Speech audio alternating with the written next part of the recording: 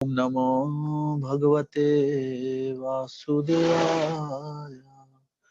नारायणं नमस्कृत्यं नरं चैव नरोत्तमं देवीं सरस्वतीं व्यासं ततो जयमुदीरये। नष्टप्रायेषु अभद्रेषु नित्यं भागवत सेवया भगवती उत्तम श्लोके भक्तिर्भवती नैष्ठिकी। कृष्णाय वासुदेवाय देवकी नंदनाय च नन्दगोपकुमाराय गोविन्दाय नमो नमः। ओम अज्ञानतिमिरान्धस्य ज्ञानाञ्जनाशलाकया चक्षुरुन्मिलितं येन तस्मै श्रीगुरुवे नमः। श्रीचैतन्य मनोभीष्टं स्थापितं येन भूतले स्वयं रूपा कदा मह्यं ददाति स्वपदान्तिकं। वन्देऽहं श्रीगुरु श्रीयुतापदकमलं श्रीगुरोन् वैष्णवांश्च श्रीरूपं साग्रजातां सहगणा रघुनाथान्वितं तं सजीवं साद्वैतं सावधूतं परिजनासहितं कृष्ण चैतन्य देवं श्रीराधा कृष्ण पादान् सहगणा ललिता श्रीविशाखान्वितंश्च नमः। ओं विष्णुपादाय कृष्णप्रेष्ठाय भूतले श्रीमते भक्तिवेदांत स्वामी निति नामिने नमस्ते सारस्वते देवे गौरवाणी प्रचारिणे निर्विशेष शून्यवादी पाश्चात्य देश तारिणे नमो महावदन्याय कृष्ण प्रेम प्रदायते कृष्णाय कृष्ण चैतन्य नामिने गौरतिसे नमः। हे कृष्णा करुणा सिंधु दीनबंधु जगतपते गोपेशा गोपिका कांता राधा कांत नमस्तुते। तप्त कांचन गौरांगी राधे वृंदावनेश्वरी वृषभानुसुते देवी प्रणमामि हरिप्रिये। वाञ्छाकल्पतरुभ्यश्च कृपा सिन्धुभ्येव च पतितानां पावनेभ्यो वैष्णवेभ्यो नमो नमः। जय श्री कृष्ण चैतन्य प्रभु नित्यानंद श्री अद्वैता गदाधर शिवासादि गौर भक्त वृंदा हरे कृष्णा कृष्ण कृष्ण हरे हरे हरे राम राम राम हरे हरे हरे कृष्णा कृष्ण कृष्ण हरे हरे हरे राम राम राम हरे हरे हरे कृष्णा कृष्ण कृष्ण हरे हरे हरे राम राम राम हरे हरे।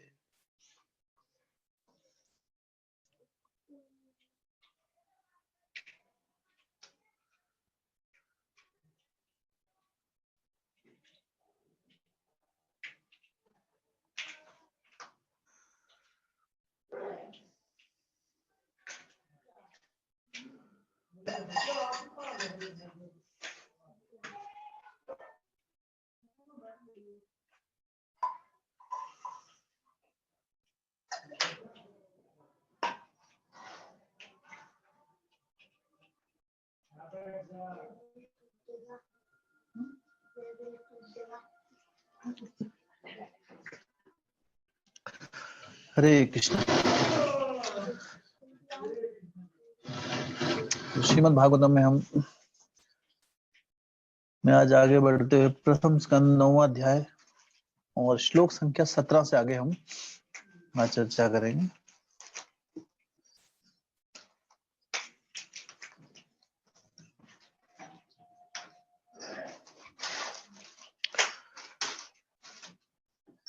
तो अभी जो दृश्य यहाँ पर जो चल रहा है कि भीष्म पितामह भगवान श्री कृष्ण और बाकी सभी ऋषिगण और पांडवों के समक्ष वहां पर एक अपनी अंतिम समय अपनी बाणों की शैया पर लेटे हुए हैं और युधिष्ठिर महाराज को वो मार्गदर्शन कर रहे हैं। उन्हें ज्ञान दे रहे हैं कि किस प्रकार जो विलाप कर रहे हैं वो विलाप करना उनके लिए अस्वाभाविक है, क्योंकि सब कुछ जो हो रहा है भगवान की कृपा से हो रहा है। तो इस प्रकार उनका मार्गदर्शन कर रहे हैं। आज हम श्लोक संख्या 17 से आगे चर्चा करेंगे।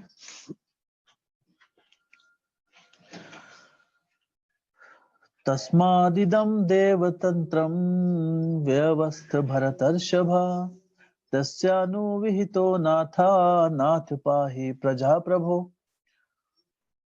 अतएव हे भरतवंश में श्रेष्ठ युधिष्ठिर, तो भीष्म पितामह युधिष्ठिर महाराज को अभी इस प्रकार से संबोधित कर रहे हैं कि अतएव हे भरतवंश में श्रेष्ठ युधिष्ठिर, मैं मानता हूं कि यह सब भगवान की योजना के अंतर्गत है। तुम भगवान की भगवान की अचिंत्य योजना को स्वीकार करो और उसका पालन करो। अब तुम नियुक्त किए गए शासनाध्यक्ष हो। अतः हे महाराज, आपको अब उन लोगों की देखभाल करनी चाहिए जो असहाय हो चुके हैं। तो भीष्म पितामह कहते हैं कि मैं मानता हूं कि यह सब भगवान की योजना के अंतर्गत हुआ है। तो महाभारत का जो युद्ध था पूर्ण रूप से, दरअसल अगर कोई ये व्यक्ति समझे कि ये किसी की कौरवों ने, पांडवों ने, है ना, इस युद्ध को जीता या उनकी योजना थी, या फिर कौरवों, ये सारा का सारा जो रचा हुआ था जो खेल, ये भगवान श्री कृष्ण का, भगवान श्री कृष्ण ही इस सब के पीछे जो कारण है वो थे भगवान श्री कृष्ण। लेकिन इस सब कुछ जो महाभारत जो हुई पूरी, इससे अनेक अनेक जो शिक्षाएं हमें देनी थी भगवान ने इस लीला के माध्यम से हमें दी। और साथ साथ जिस प्रयोजन से वे जगत में आते हैं, धर्म संस्थापनार्थाया, धर्म की संस्थापना करने, वो उन्होंने किया, और दुष्टों का नाश कर कर विनाशाय च दुष्कृताम। तो इन सभी प्रयोजनों को पूर्ण करने के लिए भगवान श्री कृष्ण। लेकिन तो यहाँ पर जो भीष्म पितामह है वो कोई आम व्यक्ति नहीं है। भीष्म पितामह क्या है? वो श्रीमद् भागवतम, आगे हम पढ़ेंगे कि श्रीमद् भागवतम में 12 महाजनों का वर्णन किया गया है। 12 महाजन मतलब जो भगवत ज्ञान जो है, भगवान के ज्ञान में जो अथॉरिटी है। जैसे हर चीज की एक अथॉरिटी होती है। अथॉरिटी मतलब एक प्रमाणिक व्यक्ति होता है या प्रमाणिक एक संस्थान होता है जिससे हम उसकी शुद्धता और अशुद्धता का पता कर सकते हैं। जैसे कोई भी, मान लो जैसे पहले चिट्ठी भेजते थे लोग, तो चिट्ठी भेजने के लिए जो प्रमाणिक स्थान होता था चिट्ठी देने के लिए, वो क्या था? वो होता था जो लेटर बॉक्स होता था लाल कलर का, उसमें डालते थे चिट्ठी, और फिर वो जाता था जहां उसको जाना है, जहां का एड्रेस होता था, है ना। तो वो प्रमाणिक है। लेकिन अगर आप किसी भी लाल रंग के बक्से में चिट्ठी डाल देंगे, कोई भी, मान लो कोई बक्सा है और वो लाल कलर कर दिया उसमें, तो वो चिट्ठी अपनी जगह पहुंचेगी नहीं पहुंचेगी, वो उसमें थोड़ा संदेह रहेगा। क्यों? क्योंकि वो ऑथोराइज्ड नहीं है, सरकार द्वारा वो प्रमाणिक नहीं है। तो प्रमाणिक होना बहुत आवश्यक है। इसलिए जो अध्यात्म ज्ञान है वो हमें किसी से भी नहीं लेना चाहिए। जो हम शास्त्र भी पढ़ रहे हैं वो भी प्रमाणिक होने चाहिए। तो इसलिए हमारे जो महाजन, इसलिए महाजन मतलब वो प्रमाणिक व्यक्ति जो धर्म के सिद्धांतों को पूर्ण रूप से जानते हैं। तो 12 महाजनों में से, जैसे महाराज कपिल, ध्रुव महाराज, यमराज, तो ये जो सारे इस प्रकार अनेक अनेक, नारद मुनि, 12 प्रमाणिक व्यक्तियों की बात की गई है श्रीमद् भागवतम में, जो कि धर्म के सिद्धांतों को पूर्ण रूप से जानते हैं। उनमें से है एक भीष्म पितामह। तो भीष्म पितामह से ज्ञान ग्रहण करना ये बहुत एक प्रमाणिक है, इसमें कोई त्रुटि नहीं होगी। तो अब वो जिन्हें पूर्ण रूप से धर्म का ज्ञान है, वो युधिष्ठिर महाराज को यहाँ पे बता रहे हैं कि मैं मानता हूं कि यह सब भगवान की योजना के अंतर्गत हुआ है। तो भीष्म पितामह को पूर्ण विश्वास है इस बात का कि जो कुछ हुआ, महाभारत का युद्ध जो हुआ, उनका जो नाश हुआ, धर्म का नाश हुआ, धर्म की विजय हुई, ये सिर्फ भगवान श्री कृष्ण का ही योजना के अंतर्गत हुआ है। तो इस प्रकार उन्हें युधिष्ठिर महाराज को वो सांत्वना दे रहे हैं, उन्होंने बता रहे हैं तत्व ज्ञान कि आपको निराश होने की आवश्यकता नहीं है। आप सोच रहे हैं कि मैंने सब कुछ किया है, नहीं। एक तरह से भीष्म पितामह बता रहे हैं उनको कि आप कुछ नहीं कर सकते, सब कुछ करने वाले भगवान है। अगर आप सोच रहे हैं कि मेरी वजह से युद्ध हुआ, आप युद्ध भी नहीं कर सकते। एक बार शिला प्रभुपाद जी के पास एक व्यक्ति आया, भक्त थे वो, तो उन्हें कुछ सेवा दी गई कुछ ऐसी, तो उन्होंने कहा कि नहीं प्रभुपाद जी, मैं तो बहुत नीच हूँ, आई एम द लोएस्ट। तो बोलते मैं मतलब बहुत दीन हूँ, मैं सबसे छोटा हूँ। प्रभुपाद ने कहा तुम सबसे छोटे भी नहीं हो सकते, सबसे छोटा होना भी बहुत बड़ी बात है। छोटा होना तो चलो ठीक है, अभी सबसे छोटा ये कोई नहीं कर सकता दरअसल इस जगत में। भगवान का एक लक्षण है, भगवान क्या है, बड़े से बड़े हो सकते हैं और छोटे से छोटे भी हो सकते हैं। जब भगवान ने अपना ये जो विश्व रूप अर्जुन को दिखाया, वो इतना चारों तरफ भगवान ही भगवान जैसे अपने आप को फैला लिया, जैसे ये भगवान का विश्व। तो भगवान इतने बड़े हो सकते हैं कि जैसे वामन देव अपने 3 कदमों में भी पूरा ब्रह्मांड नाप लिया उन्होंने। तो भगवान से बड़ा भी कोई नहीं हो सकता। जब भगवान को जब छोटा होना होता है तो इतने छोटे हो जाते हैं वो कि उनको हम देख भी नहीं पाते। हर प्राणी, हर जीव के अंदर भगवान परमात्मा के रूप में स्थापित हैं। तो कुछ ऐसे भी जीव हैं जिनके अंदर जो जीव ही नहीं दिखते हम। अब जो जीव दिखता ही नहीं है, उस जीव का एक हृदय है और उस हृदय के अंदर कृष्णा बैठे हुए हैं। तो भगवान कितने छोटे हो सकते हैं अपने साइज को। जैसे कोरोना वायरस है, नहीं दिखता ना किसी को। अभी कोरोना वायरस तो नहीं दिखता है, कोरोना वायरस का जो हृदय है, हार्ट, उसके अंदर कृष्ण बैठे हुए हैं, और पूरे हार्ट में नहीं, एक जगह बैठे हुए। तो कोरोना वायरस जैसे हमारा पूरा शरीर है, उसमें हृदय छोटा सा स्थान होता है। तो वायरस जो ये जो छोटे कीटाणु, ये भी इतने छोटे हैं, उसके अंदर भगवान बैठे हैं। तो छोटे से छोटे भगवान हो सकते हैं। तो भगवान का एक लक्षण है, वो बड़े से बड़े भी हो सकते हैं, वो छोटे से छोटे भी हो सकते हैं। तो ये तो कोई भी, हम इस जगत में कोई भी व्यक्ति पूर्ण नहीं है और कोई भी व्यक्ति स्वतंत्र नहीं है। हर चीज के जो कारण है, जो वो सब कुछ भगवान की योजना के अंतर्गत ही सब कुछ होता है। तो इस प्रकार यहाँ पर भीष्म पितामह ज्ञान दे रहे हैं, तुम भगवान की अचिंत्य योजना को स्वीकार करो। फिर ज्ञान दे रहे हैं, पहले बता रहे हैं कि सब कुछ भगवान के योजना के अंतर्गत हो रहा है। दूसरी बात, इसको स्वीकार भी करो। ऐसा नहीं आप फिलोसफी जान लो, हाँ सब कुछ सब करने वाले भगवान है। आप भारतवर्ष में आ जाएगा, हर व्यक्ति धार्मिक है इधर। भारतवर्ष में कोई भी नास्तिक नहीं है। अगर आप पूछेंगे किसी से तो हर व्यक्ति बोलेगा अरे बस प्रभु की दया है। आप किसी से पूछेंगे ना, ये कॉमन होता है ना कि प्रभु की दया है, वही करने वाले हैं, है ना, बस। लेकिन क्या इस बात का आपको विश्वास है कि वही सब कुछ करने वाले हैं?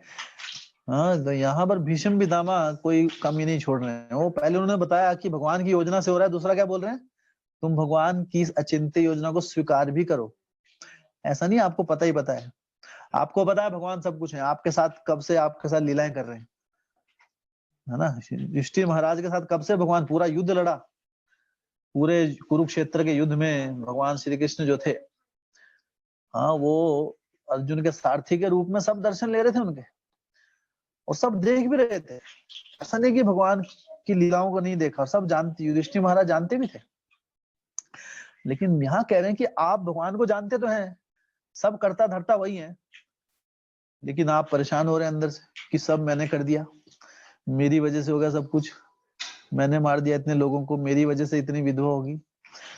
अरे जब आप मानते हैं तो पूरा मानो कि आप करने वाले नहीं हो, ये भगवान की लीला के अंतर्गत, उनकी योजना के अंतर्गत हुआ है। तो तुम भगवान की इस अचिंत्य योजना को स्वीकार करो और उसका पालन करो। पहले स्वीकार करो। देखो स्वीकार भी बहुत लोग कर लेते हैं, इसलिए श्रीमद् भागवतम अमलम पुराण, एक एक शब्द में कहीं इसमें ढील नहीं छोड़ी है किसी को, रिलैक्सेशन नहीं है इसमें, इसमें बच के नहीं जा सकता आदमी। जो मायावाद फिलोसफी है, मायावाद, जब शंकराचार्य आए तो उन्होंने मायावाद फिलोसफी, मायावाद दर्शन क्या होता है कि हम सब एक हैं, हम सब क्या है, एक, भगवान में मिल जाएंगे, हम भी भगवान बन जाएंगे। तो ये बहुत ही गलत फिलोसफी है, गलत दर्शन है। तो कुछ हमारे जो शास्त्र हैं, हमारे जो उपनिषद हैं, उनमें अगर उपनिषदों को आप पढ़ना चाहेंगे, आप आम व्यक्ति उपनिषद को नहीं समझ सकता है, उससे जो मर्जी मीनिंग निकाल लो आप। तो शंकराचार्य ने उपनिषदों पर कमेंट्री लिखी, लेकिन शंकराचार्य श्रीमद् भागवतम को नहीं छू सके, क्योंकि श्रीमद् भागवतम को अपने तरीके से मोड़ना मुश्किल है। इसमें एक लाइन को 10 तरीके से समझाया जाता है ताकि व्यक्ति भटके ना बिल्कुल भी। हाँ, तो देखिए युधिष्ठिर महाराज को कितने तरीके से कि मैं भगवान की योजना के अंतर्गत सब कुछ हुआ है, तुम भगवान की अचिंत्य योजना को स्वीकार करो, दूसरा क्या, और उसका पालन भी करो साथ में, तब होगा वो पूर्ण। हाँ, क्योंकि श्रीमद् भागवतम में, इसलिए श्रीमद् भागवतम जब शुरुआत में ही लिखा है कि धर्म प्रोजितो कहते वत्र पूर्ण निर्मत्सरा नाम सताम, कि श्रीमद् भागवतम जो है इसमें किसी भी प्रकार का मल गंदगी नहीं है, इसमें सिर्फ शुद्ध भक्ति के अलावा और कुछ नहीं मिलेगा आपको। और शुद्ध भक्ति को अपनाना कैसे है जीवन में, ये श्रीमद् भागवतम। श्रीमद् भागवतम में से अगर कुछ हाँ धनम देही, जन्म देही, सुंदरी देही, इसकी कामना कर कर आएंगे तो कुछ नहीं हाथ लगेगा। क्योंकि ये जैसे अभी कहते हैं कि कार्तिक महीने में कोई शुभ काम करता है कोई, तो उसको कोई फायदा नहीं होता है। कोई भी शुभ लाभ करेंगे, जैसे इसलिए कार्तिक महीने में शादियां भी नहीं होती हैं, शादी करनी ये शुभ होता है ना, तो शादी कार्तिक महीने में नहीं होती है। ज्ञान ही नहीं है शुभ शुभ का। लेकिन कार्तिक महीने में आप शुभ कार्य अगर करेंगे, कर्म कांड, उसका कोई लाभ नहीं होगा। सिर्फ जो शुद्ध भक्ति मार्ग में कुछ करेंगे उसका कहीं लाखों गुना ज्यादा मिलेगा बेनिफिट आपको। तो भक्ति से जुड़ी, शुद्ध भक्ति से जुड़ी जो, इसलिए श्रीमद् भागवतम का पाठ करना, कथा सुनना कार्तिक मास में सबसे अधिक महत्वपूर्ण माना गया है। क्यों? क्योंकि ये सिर्फ हमारे को वो दे रहा है जो हमें चाहिए। हाँ, व्यास देव जी ने अंत में अपनी मैच्योर स्टेट में, जब वो सब कुछ देख चुके थे, सारा साक्षात्कार होने के बाद श्रीमद् भागवतम की रचना हुई है। और हमारा सौभाग्य है कि श्रीमद् भागवतम है हमारे पास आज, श्रील प्रभुपाद जी की कृपा से।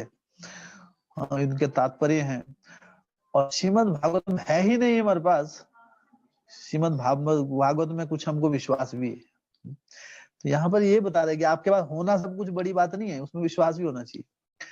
हर घर में आप चले जाइए, भगवत गीता सबके पास मिलेगी लगभग भारतवर्ष में, लेकिन ज्यादातर वो सील बंदी होती है, उसको कोई खोलता नहीं है कोई ज्यादा कोई। और चलो खोल भी लिया, उसमें धूल जमती है, बस कभी कभी साल में एक बार बस है ना प्रणाम कर देते हैं दूर से लोग। लेकिन जब तक उसको स्वीकार नहीं करेंगे आप, स्वीकार भी कर लिया चलो ठीक है, स्वीकार शब्दों में कर लिया कि हाँ भगवत गीता पवित्र ग्रंथ है, श्रीमद् भागवतम पवित्र ग्रंथ है, लेकिन जब तक पालन नहीं करेंगे कोई लाभ नहीं है। भीष्म पितामह ने 2 लाइनों में पूरा बता दिया कि युधिष्ठिर महाराज, सब कुछ भगवान की योजना से हुआ है, इस योजना को स्वीकार करो और पालन भी करो। शब्दों में भगवान भगवान, हरे कृष्णा, राधे राधे बोल के कोई लाभ नहीं है, जीवन में अपनाना बहुत आवश्यक है। जीवन में नहीं अपनाओगे तो ये उसी प्रकार से है कि कोई व्यक्ति, हाँ जैसे बड़ी बड़ी हम बात, एक हाथी कैसा होता है, हाथी का लक्षण क्या है, वो पहले नहाता है और फिर क्या करता है, फिर जमीन पे लेट जाता है। इसलिए हम कई बार बड़ी बड़ी बातें करते हैं, हाँ ऐसा है भगवान, वैसे हैं, फिलॉसफी, लेकिन जब अपनाने की बात आती है तो जमीन पे लेट जाते हैं, फिर गंदे हो जाते हैं उससे, तो उसका कोई लाभ नहीं होगा। पालन करना, अथॉरिटी को, जब तक हम इन नियमों को, इस बात को स्वीकार नहीं करेंगे और स्वीकार करने का पालन नहीं करेंगे कि भगवान सब भगवान की कृपा के अंतर्गत ही होता है, तब तक जीवन में कभी नहीं हो पाएंगे। कंफ्यूजन जो शब्द है ना, कंफ्यूजन, कि मैं कंफ्यूज हो गया, समझ नहीं आ रहा है कुछ, क्यों? क्योंकि हम अपनी समझ के ऊपर ज्यादा विश्वास रखते हैं। जिस दिन भगवान की समझ को अपनी समझ बना लिया, उस दिन कोई भी ना समझ नहीं रहेगा इस जिंदगी दुनिया में। क्यों?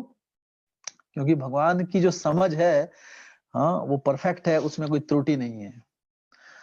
तो अपनी समझ को साइड कर देना और भगवान की समझ, जो भगवान की जो ज्ञान है, उसको अपना लेना और उसको अपने जीवन में अपनाना, इसे भक्ति मार्ग कहते हैं। और भक्ति मार्ग जो है श्रीमद् भागवतम में एकमात्र जो मुद्दा है, वो शुद्ध भक्ति मार्ग हमें बताया गया है। और जब ये चीजें हम महाजनों के मुख से सुनते हैं, हाँ यही ज्ञान, तो ये कौन भीष्म पितामह स्वयं बता रहे हैं, तो हमें कोई भी थोड़ी सी भी शंका नहीं होनी चाहिए। भगवत गीता में भगवान कहते हैं कि संशय आत्मा विनश्यति, जिसको डाउट हो जाता है ना भगवान पे या उनके शब्दों पे, विनश्यति, उसका नाश हो जाता है। वो कभी समझ नहीं पाएगा क्या सही है क्या गलत है, वो कंफ्यूज रहेगा लाइफ टाइम। तो अतएव हे भरतवंश में श्रेष्ठ युधिष्ठिर, मैं मानता हूं कि सब भगवान की योजना के अंतर्गत है। तुम भगवान की अचिंत्य योजना को स्वीकार करो और उसका पालन करो। तो अभी कैसे पालन करो ये बता रहे हैं। अब तुम नियुक्त किए गए शासनाध्यक्ष हो, अतएव हे महाराज, आपको अब उन लोगों की देखभाल करनी चाहिए जो असहाय हो चुके हैं।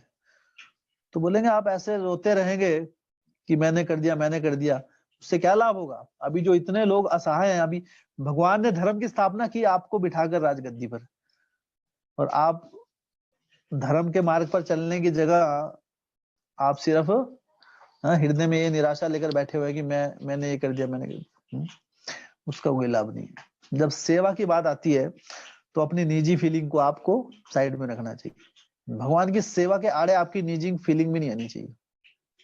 जो निजी भावना है हमारी, वो भगवान की सेवा के बीच में नहीं आनी चाहिए। तो भगवान ने इतना युद्ध किया, इस जगत में आए, धर्म संस्थापनार्थ आए, संभवामि युगे युगे, हर युग में आते हैं। अधर्म का नाश किया दुर्योधन का, धर्म की स्थापना की, युधिष्ठिर महाराज को स्थापित किया। तो अब क्या कार्य है? भगवान ने इतना कुछ किया, अब युधिष्ठिर महाराज का कार्य है कि अब धर्मोचित आप क्या कीजिए, शासनाध्यक्ष हो, आप राजा हो, और आप जो अभी आपको उन सब लोगों की देखभाल करनी चाहिए जो असहाय हो चुके हैं। अभी कितने लोग असहाय हैं?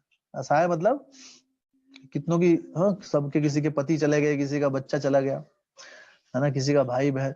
तो ये अब जो असहाय जो जनता है आपकी, जो आपके ऊपर निर्भर है पूर्ण रूप से, ठीक है, उनकी आप देखभाल कीजिए, ये आपका कर्तव्य बनता है, और किसी प्रकार का विलाप मत कीजिए।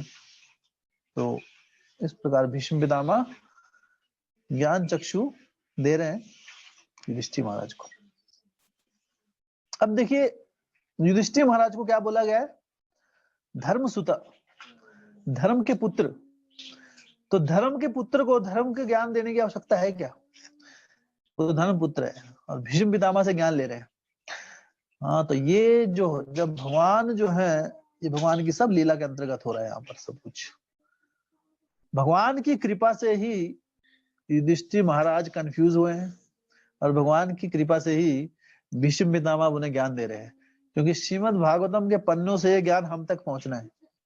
हम जैसे बद्ध जीवों के लिए ज्ञान है, युधिष्ठिर महाराज को जरूरत नहीं है इस ज्ञान की। वो तो भगवान के सानिध्य में, वो तो राजा, तो धर्म के पुत्र हैं। हाँ, उन्हें धर्म के बारे में समझाने की क्या आवश्यकता है? लेकिन भगवान जब कुछ किसी चीज को किसी हमें कोई शिक्षा देना चाहते हैं तो वो अपने भक्तों के माध्यम से देते हैं। ये भगवान का लक्षण है। भगवान किसी और को मोहरा नहीं बनाते, वो अपने भक्तों को ही, क्योंकि भगवान अपने भक्तों के अलावा और कुछ नहीं जानते। कहते हैं कि भगवान भक्तों के बिना कुछ नहीं जानते और भक्त भगवान के बिना कुछ नहीं जानता। बस भगवान और भक्त एक दूसरे में संपूर्ण है। हमें कोई तीसरे व्यक्ति को जानने की आवश्यकता कब पड़ती है? हाँ, जब हमें कोई और आवश्यकता बचती है। एक भक्त को जब भगवान का सानिध्य मिल जाता है तो उसे किसी चीज की आवश्यकता नहीं रह जाती। हाँ, और भगवान अपने भक्तों से बहुत प्रेम करते हैं, इसलिए अहम भक्त पराधीनो है अस्वतंत्र इव द्विजा, भक्तर भक्त जनप्रिय, साधु भीर ग्रस्त हृदयो भक्तर भक्त जनप्रिय। भगवान कहते हैं कि साधु भीर ग्रस्त हृदयो, भक्तों से मेरा हृदय ग्रस्त हो चुका है, मेरा हृदय भक्त ग्रस्त हो गया है। भगवान भागवतम में कहते हैं कि मेरा हृदय क्या हो गया? भक्त ग्रस्त। भक्त ग्रस्त का मतलब क्या हुआ? जैसे पीड़ाग्रस्त, पीड़ित हो गया है। भक्त ग्रस्त मतलब भक्त भर गए, भक्तों के अलावा और कुछ नहीं। और भगवान के जो भक्त हैं उनका हृदय भी क्या हो जाता है? वो भगवान ग्रस्त हो जाता है, उसके अलावा और कोई उन्हें और चीज नहीं सूझती है। तो आगे कह रहे हैं भीष्म पितामह, एष वै भगवान साक्षाद्यो नारायण पुमान, मोहयन्यायया लोकम गूढ़शरति विष्णुषु विष्णुषु। ये श्री कृष्ण अल्प अकल्पनीय आदि भगवान ही हैं। तो यहाँ पर अथॉरिटी महाजन बता रहे हैं कि भगवान कौन है, कि ये कृष्ण कौन है, आम व्यक्ति नहीं है कोई।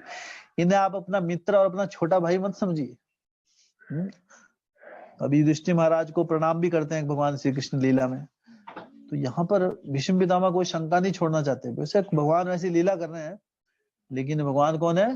भगवान श्री कृष्ण अकल्पनीय आदि भगवान ही है। अकल्पनीय मतलब जिन्हें कल्पना से नहीं जाना जा सकता, जिनको हम अपनी छोटी बुद्धि से नहीं समझ सकते, अकल्पनीय। ये प्रथम नारायण अर्थात परम भोक्ता है। प्रथम नारायण, जो नारायण है, जो विष्णु तत्व। देखिए, जो भी हमें बहुत कई बार प्रश्न पूछा जाता है कि अरे जो नारायण है विष्णु है, विष्णु के सब अवतार हैं, भगवान श्री कृष्ण भी विष्णु से आए हैं, है ना। तो हम लोग ऐसी बातें करते हैं सब कुछ, क्योंकि हमने ऐसा सुना है जो भी है। लेकिन असली जो तत्व ज्ञान है, मूल ज्ञान, वो हमें शास्त्रों से मिलेगा। कि किसका उद्गम कहाँ से हुआ है, कौन अवतार है और कौन अवतारी है, इसका ज्ञान हमें शास्त्रों से मिलता है। तो यहाँ पर भीष्म पितामह, हाँ, जो कि एक प्रमाणिक व्यक्ति हैं इस ज्ञान को प्रस्तुत करने के लिए, कि ये प्रथम नारायण अर्थात परम भोक्ता है। प्रथम नारायण, भगवान श्री कृष्ण ने अपने आप को विस्तार किया किसमें? बलराम जी में। बलराम जी भी क्या है? विष्णु तत्व हैं।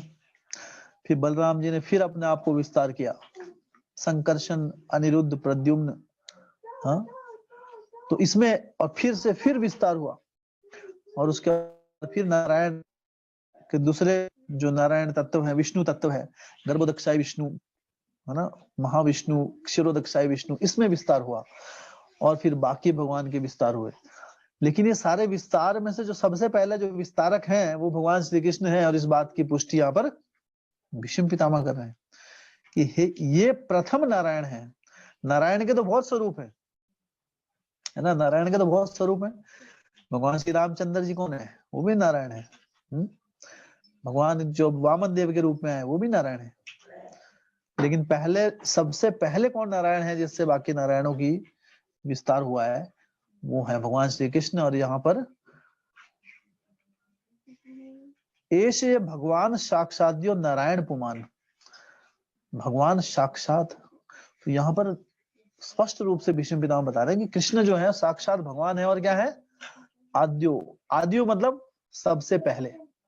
गोविंदम आदि पुरुषम, आदि मतलब उनसे पहले और कोई नहीं है। तब हम प्रथम नारायण है, अथवा परम भोक्ता है। भोक्ता मतलब हर चीज उन्हीं के लिए बनी हुई है। भोक्ता का अर्थ क्या होता है? जो भोग करता है।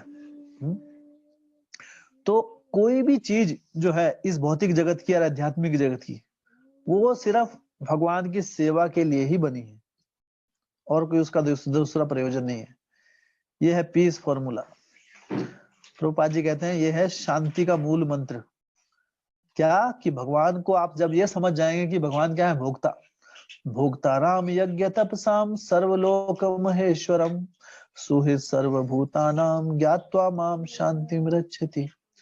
कि जब हम ये समझ जाए कि भगवान कौन है? भोक्ता राम यज्ञ तपसाम। जितने भी हम यज्ञ करते हैं, जितनी हम तपस्या करते हैं, उसके जो भोक्ता है, उसके जो मालिक है, या जिसको वो जा रहा है, वो एक ही व्यक्ति है, हाँ, भगवान श्री कृष्ण। और वो कैसे, क्या लक्षण है उनका? सुहृद सर्वभूता नाम। और वो सभी लोगों के क्या है? सुहृद। सुहृद मतलब सबका भला चाहने वाले। भगवान कभी किसी का बुरा नहीं चाहते। जैसे लोग बोलते हैं अरे भगवान तुमने क्या कर दिया है, ऐसा क्यों कर दिया हमारे साथ, बोलते ना, नहीं, भगवान ऐसा वैसा नहीं करते। हाँ, भगवान ने किया है, लेकिन बुरा नहीं किया हो। हम तो सोचते हैं कि बुरा हो गया कुछ हमारे साथ। भगवान इतनी बारिश क्यों हो गई? जब बहुत बारिश होती है तो तब भी भगवान को कोसते हैं, अरे भगवान बस, अब तो बस करो, बरसना बंद करो। और जब बहुत धूप पड़ जाती, बारिश नहीं होती, तो बोले अरे भगवान क्या कर रहे हो, कुछ तो बरसाओ। हाँ, तो बारिश होगी तो भी भगवान को दोष, नहीं हुई तो भी दोष। भगवान इतनी सर्दी है, थोड़ा तो ना राहत दिलाओ। सर्दी आई तो भी भगवान को दोष। हाँ भाई, तो हर चीज में दोष, अपना दोष नहीं। तो कहीं तो छोड़ दो भाई, भगवान भी बोलते हैं अरे कहीं को तो मान जाओ। आपको बारिश चाहिए तो बारिश दी मैंने, तो बोले बारिश क्यों कर दी तुम? अच्छा चलो ठीक है, सूखा पड़ जाता है तो सूखा भी नहीं चाहिए। तो भगवान क्या है, भगवान को स्वीकार करना यथारूप, इसे ही तो भक्ति कहते हैं। नहीं तो कमी तो हम हर चीज में निकाल सकते हैं। हाँ, जैसे एक कथा आती है, एक स्टोरी आती है कि एक व्यक्ति ने गधा खरीदा। एक गधा खरीदने के लिए गया एक व्यक्ति, तो बाजार से गधा खरीद के लेके आया। अभी गांव का व्यक्ति था कि गधा लूंगा तो सामान वामान ढोने के काम आएगा, तो अपने बेटे को भी ले गया साथ में। तो बेटे और बाप ने गधा खरीद लिया, गधे को लेके जा रहे थे। तो पिता ने सोचा कि बेटे को बिठा देता हूँ गधे पे, ना काफी लंबा सफर था, बेटा छोटा था।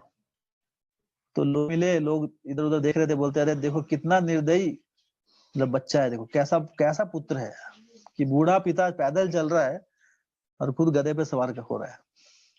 तो बेटे ने सोचा हाँ ये तो गलत हो गया ना, तो बाप को बिठा दिया। अभी बाप को गधे पे बिठा दिया, खुद चलने लगा। तो बोलने लगे, फिर लोग मिले, बोलते अरे कितना निर्दयी बाप है, बच्चा पैदल चल रहा है और खुद गधे पे बैठा है। तो अभी दोनों ने सोचा यार ये तो ना ठीक नहीं कर रहे हम, तो दोनों गधे पे बैठ गए। दोनों गधे पे बैठ गए और चलने लगे। तो लोग बोलने लगे अरे देखो कितने निर्दयी लोग हैं बाप बेटा, एक बेचारा गधा दो दो बैठे ऊपर, मार दिया गधे को। तो बोले अरे बहुत गलत है।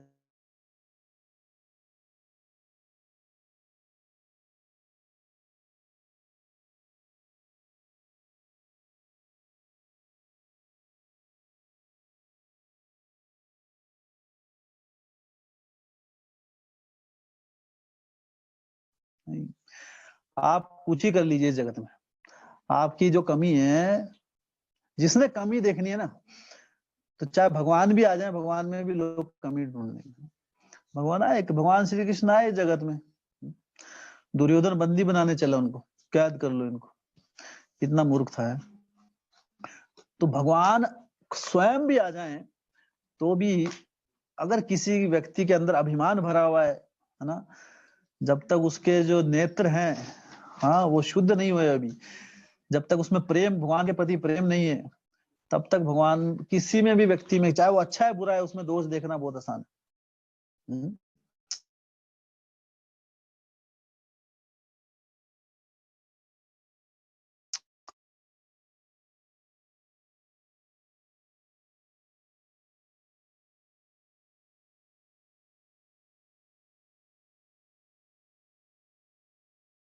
ऐसा ऐसा कुछ समय बाद लगे यार वो दोष हमारे अंदर आ जाता है, इसलिए दोष नहीं देखना चाहिए।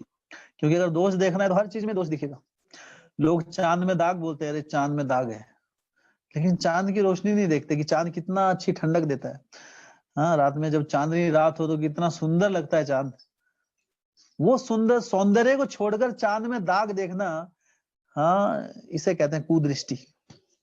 इसलिए चांद में दाग नहीं देखना, चांद का सौंदर्य देखिए। क्या फर्क पड़ता है उसमें चांद में दाग है कि नहीं, वो इतना इतनी रोशनी तो दे रहा है। इतनी वनस्पतियां जो हैं, जितनी वो सारी की जितनी फल सब्जियां जो हैं, वो चांद की रोशनी के कारण ही अंकुरित होती हैं। अगर चांद ना हो तो सारी की सारी जो सब्जियां हैं वो अंकुरित, उसमें रस नहीं आएगा। सारी की सारी सब्जियां जो वेजिटेशन है खत्म हो जाएगी। तो वो नहीं देखते हम क्या ढूंढते हैं, इतनी भलाई नहीं देख रहे क्या कर रहा है चांद, बोलते हैं चांद में तो दाग है। इसे कहते हैं, तो इसमें चांद की कमी नहीं है, ये हमारी प्रॉब्लम है। हाँ, क्योंकि हम क्या देख रहे हैं, दोष। तो दोषदर्शी, तो दोष नहीं देखना चाहिए। और दोष जो है, तो इसलिए भक्ति मार्ग में जो हम आते हैं, कई बार व्यक्ति निराश हो जाता है, अरे मैं भक्ति मार्ग में आया, भक्ति से पहले तो कोई मुझे कुछ नहीं बोलता था, जब से भक्त बना हूं सारे लोग टोकते ही रहते हैं, है ना। घर वाले असंतुष्ट हैं, घर वाली असंतुष्ट है, पड़ोसी संतुष्ट नहीं है, क्या करें, कहाँ जाए।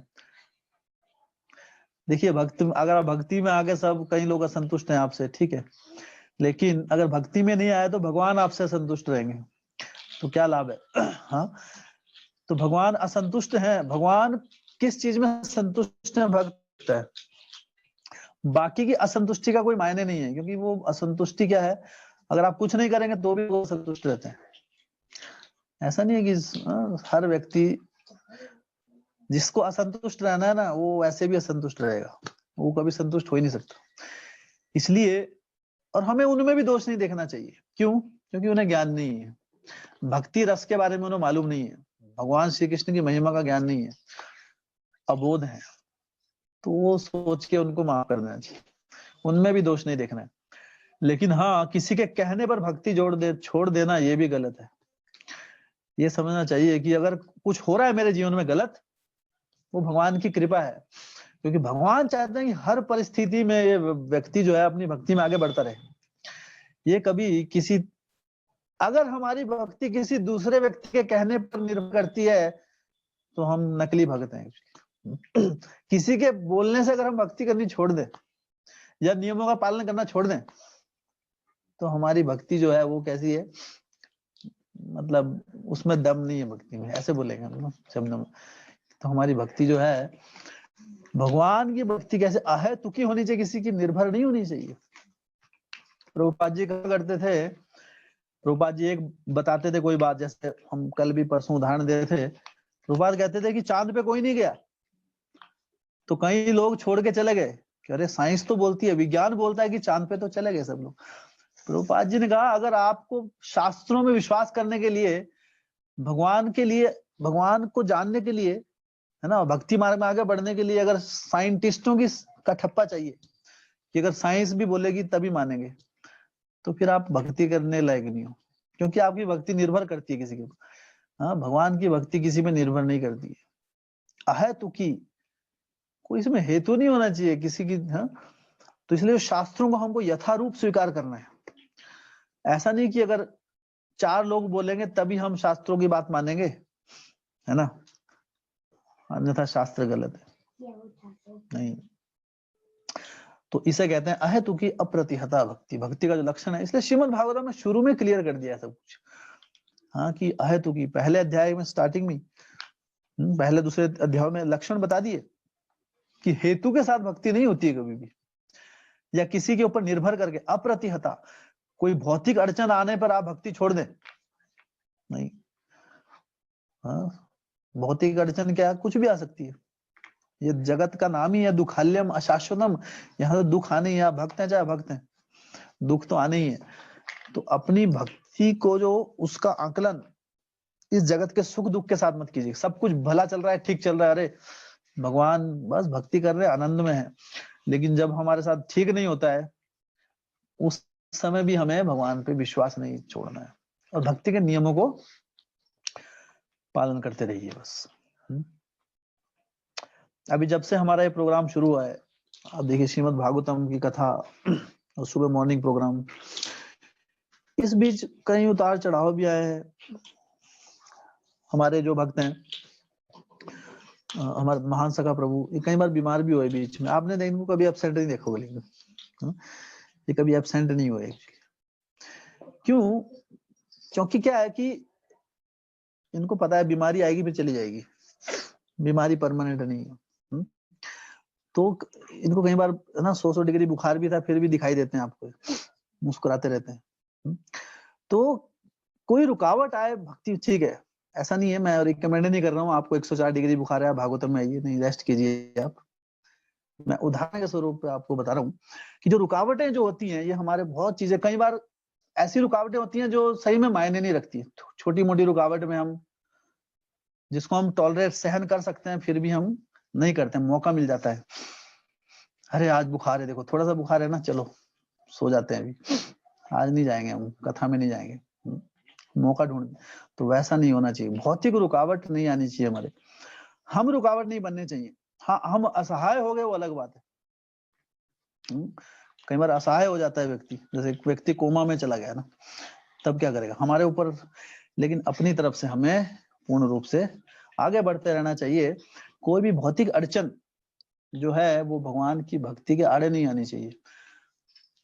We should do our best, actually बोलते हैं ना, डू योर बेस्ट, अपनी पूरी कोशिश रखिए, उसके बाद ठीक है, सबका अपना अपना स्तर है, ऐसा आकलन नहीं कर रहा हूँ मैं। हर व्यक्ति का स्तर अलग अलग होता है। हाँ, जैसे भक्त जो है पहले दिन से ही उस सब में वो स्ट्रेंथ नहीं आती, तो अपने स्तर पर हमें क्या करना है, पूरी कोशिश रखनी है भक्ति के नियमों का पालन करने के लिए, और जहां पर है उससे नीचे नहीं आना है कभी भी। जितनी भक्ति कर रहे हैं उससे नीचे मत आइए, आगे नहीं बढ़ पा रहे नो प्रॉब्लम, पर नीचे भी मत आइए। तब इस जीवन में शायद जीवन के अंत तक शायद कुछ प्रोग्रेस हो जाए भक्ति की। जीवन काल बहुत छोटा है दरअसल। हाँ, ब्रेक लगाते रहेंगे आगे पीछे, हाँ, तो फिर समय कब चला जाएगा कुछ पता नहीं लगेगा। तो समय का सदुपयोग कीजिए जो समय मिला है, और ऐसे समय में जो ये स्पेशल जो समय मिला है अभी हमें, हाँ, लॉकडाउन काल है ना, और जो ये अभी कार्तिक महीना चल रहा है, बहुत समय है ना। समय वैसे हमेशा ही होता है हमारे, तो अभी तो चलो लॉकडाउन खुल भी गया एक स्तर पे, तो डू योर बेस्ट है ना। जब जितना भी हमारे पास जितना मौका मिलता है, अवसर मिलता है, उसको अवसर को मत खोइए। अवसर कब निकल जाए कुछ पता नहीं लगता है। अभी जो अपॉर्चुनिटी है, अभी चलो हम कथा सुन रहे हैं, एक संघ में आने का मौका मिल रहा है, जरूरी नहीं है हमेशा जिंदगी भर रहेगा। प्रार्थना करते हैं भगवान से ऐसा बना रहे सब कुछ, लेकिन जरूरी नहीं है, भौतिक अड़चने बहुत आती हैं, कब क्या हो जाए। अभी सरकार, अभी गवर्नमेंट सब चाइना प्रोडक्ट बंद कर दें, जूम भी बंद हो गया अभी, मान लो क्या करेंगे। जिस पे हम क्लास कर रहे हैं ये भी नहीं होगी, सब कुछ ऑनलाइन चीजें, कुछ भी हो सकता है ना, कभी भी कुछ भी हो सकता है। कोई आपदा आ गई, बहुत ऐसी आपदा आ गई, कुछ बादल फट गया कहीं, कुछ ऐसी है ना, कुछ भी हो सकता है ना कभी भी। तो ऐसा मत सोचिए बहुत समय है अभी, बस अपने हर दिन को अंतिम दिन समझिए और फिर भक्ति कीजिए। फिर भक्ति मार्ग में एक आनंद भी बना रहेगा, उत्साह भी बना रहेगा, और विकट परिस्थितियां जब आएंगी तो भी वो भक्ति में रुकावट नहीं बन पाएंगी, हम आगे बढ़ते रहेंगे। और एक अंदरूनी खुशी मिलेगी जब व्यक्ति मुश्किल में भी भक्ति कर पाता है ना, तो उस समय तो कठिनाई होती है, लेकिन बाद में कृष्ण एक बहुत एक आनंद का अनुभव देते हैं अंदर से कि हाँ, अरे इतना मुश्किल था, इतनी बीमारी भी थी बहुत, फिर भी मैं कर पाया भक्ति। तो उससे जो आनंद मिलता है ना, हाँ, आनंद कब मिलता है, हमें आनंद कब मिलता है, जब भगवान को आनंद मिलता है। भगवान जब तक खुश नहीं होंगे हम असंतुष्ट बने रहेंगे। हृदय में असंतुष्टि अगर किसी को हो तो समझो कि हमारी सेवा ठीक नहीं चल रही है, भगवान असंतुष्ट चल रहे हैं। लेकिन जब हृदय में खुशी हो तो समझिए क्या है कि हमारी सेवा से भगवान प्रसन्न है। तो ये यहाँ पर भगवान श्री कृष्ण हाँ, तो श्रीमद् भागवतम के पन्नों में इससे हमारी जो बुद्धि है वो तरोताजा रहती है, इसलिए श्रवण बहुत आवश्यक है। तो ये श्रवण, और आपको जो डेली लेक्चर भी मिलते हैं सुनने के लिए, उसको आप डेली सुनिए विदाउट रुकावट। श्रवण जहां पे बंद हो जाएगा, फिर बाकी चीजें तो कुछ ना कुछ तो श्रवण करेंगे हम। आध्यात्मिक ध्वनियां नहीं सुनेंगे तो भौतिक ध्वनियां, हाँ, वो हमारी चेतना को घेर लेंगी, और फिर हम वैसे ही बन जाएंगे जैसे भक्ति कुछ मायने नहीं रखती हमारे लिए। तो बहुत बहुत धन्यवाद। किसी भक्त का कोई प्रश्न है, प्रश्न तो हम ले सकते हैं।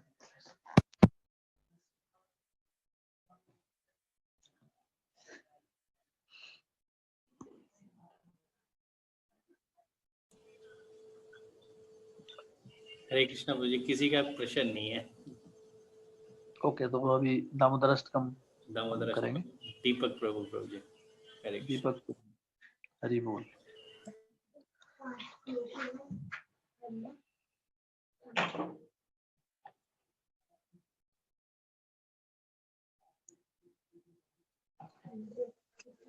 हरे कृष्णा, सभी भक्तों को दंडवत प्रणाम। हरि बोल। मेरे पास थोड़ा सिग्नल का प्रॉब्लम चला है प्रभु जी, तो अगर बीच में अगर रुक गया तो उसके लिए क्षमा चाहूंगा सभी से। आप सिग्नल में आइए थोड़ा, क्योंकि कल 1-2 दिन से जो हो रहा है जामली में वो तो बढ़िया हो रहा है सब। हाँ प्रभु जी, हरि बोल। आप मेरी आवाज सुन पा रहे हैं सभी लोग? नहीं, कुछ बीच में कट रही है थोड़ी प्रभु जी। आप थोड़ा उस कमरे में बैठिए जहाँ पर ये माता जी और बैठती थी ना, आपकी धर्म पत्नी माता जी, उनकी आवाज तो बिल्कुल हाँ क्लियर वही आई। बैठा हूँ प्रभु जी, मैं वहीं पे बैठा हूँ। अच्छा, फिर फोन में प्रॉब्लम तो नहीं? प्रभु जी क्लियर नहीं है, फोन में प्रॉब्लम तो नहीं है? फोन में भी होती है कई बार। हरि बोल। नहीं प्रभु जी।